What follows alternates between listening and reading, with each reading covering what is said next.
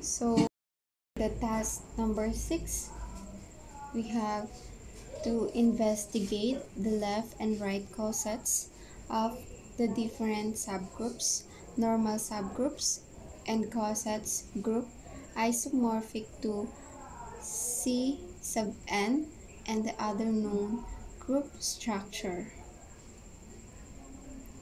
So let's investigate. So kailangan lang nating tignan kung yung left cosets and right cosets is normal. Kapag sinabing normal, which is dapat equal yung nasa left cosets and right cosets. And kung mapapansin dito sa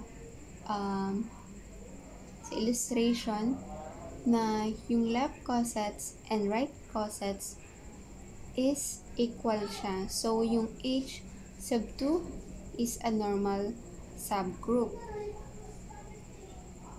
And then, sa H sub 3 naman, kung mapapansin sa left cosets and right cosets, ay hindi equal. So, ang mangyayari, ang H sub 3 natin ay hindi normal subgroup. And H sub 4 naman, sa left cosets and right cosets ay hindi rin equal, which means it is not normal subgroup. And H sub 5, which is yung left cosets